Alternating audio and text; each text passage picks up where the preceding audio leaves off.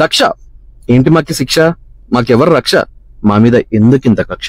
సరే కాసేపు ప్రాస పక్కన పెట్టి దక్ష కోసం మాట్లాడుకుందాం. రీసెంట్ గా ఒక పోడ్కాస్ట్ చూసా లక్ష్మి గారిది. అప్పుడే తెలిసింది వీళ్ళు ఒక సినిమా తీశారు, రిలీజ్ చేశారని. సరే అది ఏ సినిమా ఏంటి అని సెర్చ్ చేయడం స్టార్ట్ చేస్తే అప్పుడు తెలిసింది రీసెంట్ గా థియేటర్స్ లో రిలీజ్ అయిపోయి ఓటీటీలో కూడా వచ్చేసింది, ప్రైమ్ వీడియోలో తెలుగులో అవైలబుల్ గా ఉంది. సరే అసలు ఏంటి దక్ష, ఎవరి దక్ష అని డీటెయిల్ రివ్యూలో చూద్దాం. దానికన్నా ముందు ఈ వీడియో లైక్ చేయండి, ఛానల్ ని సబ్స్క్రైబ్ చేసుకోండి. మూవీ చూస్తే మీ ఒపీనియన్ కామెంట్స్ లో షేర్ చేసుకోండి. Thank you for the support. Movie opening scene లో ఒక మర్డర్ జరుగుతున్నట్టు చూపిస్తారు.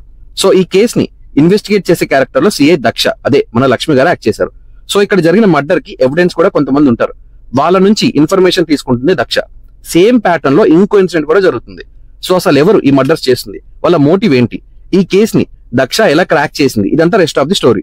సింపుల్ గా సుత్తి లేకుండా ఒక మాటలో చెప్తా, అసలు ఈ క్యారెక్టర్ కి లక్ష్మి గారు అస్సలే సెట్ అవ్వలేదు. ఆమె యుఎస్ రిటర్న్ కదా, నార్మల్ గా మాట్లాడే తెలుగు కూడా ఒత్తి మాట్లాడుతున్నట్టు ఉంటుంది.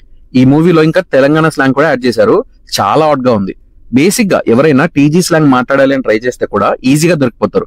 ఇక్కడ మనం ఆమెకి దొరికిపోయాం. మళ్ళీ దీంట్లో అనవసరమైన ఎలివేషన్ కూడా ఇస్తారు. దక్ష క్యారెక్టర్ ఫస్ట్ హాఫ్ మొత్తంలో కాస్ట్యూమ్ వేసుకుని చైర్ లో కూర్చోవడం తప్ప ఏం చేయదు. మిగిలిన వాళ్ళే కేసుని ముందుకు తీసుకెళ్తా ఉంటారు. అలా ఇంటర్వెల్ కి ఒక బ్యాంగ్ ఉంటది. ఇది ఎంత ఓల్డ్ ట్విస్ట్ అంటే జమానా నుంచి చూస్తున్నాం, అది కూడా అవసరం లేదు, ఫస్ట్ సీన్ లోనే దొరికిపోతారు. ఇదో పెద్ద ట్విస్ట్ లాగా ఇప్పుడు క్రియేట్ చేస్తారు. సెకండ్ హాఫ్ స్టార్టింగ్ లో ఇంకో ట్విస్ట్ ఇస్తారు, ఇది కొంచెం పర్లేదు. ఇక అలా ఒక ఫ్లాష్ బ్యాక్ అని, ఆయుర్వేదం అని, మెడికల్ మాఫియా అని ఏందేందో చూపించారు. అలా ఎండ్ అయిపోతుందిలే కానీ అసలే క్లారిటీ లేదు మూవీలో. క్యారెక్టర్స్ కి క్లారిటీ లేదు, డైరెక్టర్ కూడా క్లారిటీ మిస్ అయ్యారు. టూ మచ్ లిబర్టీ తీసేసుకున్నారు. రాసుకోవడానికి ఏముందిలే అని ఏది పడితే రాస్తే నా చాక్ వచ్చింది. వెంటనే క్యారెక్టర్స్ ఫ్లిప్ అవుతూ ఉన్నాయి. ఓ ఏందేందో ఉంది. అండ్ మూవీలో ఇంకో రోల్లో మోహన్ బాబు గారు కూడా యాక్ట్ చేశారు, అండ్ సముద్రకని గారు కూడా ఉన్నారు. I felt one thing, Lakshmi గారు యాక్టింగ్ కన్నా ప్రొడక్షన్ సైడ్ ఫోకస్ చేస్తే కొంచెం కొత్త స్క్రిప్ట్స్ ని, న్యూ టాలెంట్ ని కూడా ఎంకరేజ్ చేసినట్టు ఉంటుంది. ఇది ప్యూర్ గా నా ఫీలింగ్ అంతే, అఫెండ్ అవ్వకండి. మూవీలో ఏదైనా బాగుందా అంటే కెమెరా వర్క్ బాగుంది, ఉన్న దాంట్లో క్వాలిటీ మెయింటైన్ చేశారు, ప్రతి ఫ్రేమ్ లో ఎఫర్ట్స్ కనిపిస్తున్నాయి. బీజిఎం కూడా అప్పుడప్పుడు పర్లేదు అంతే. మూవీ అయిపోయాక కూడా కొంచెం లాగారు, పార్ట్ 2 కోసం హింట్స్ ఇచ్చారు.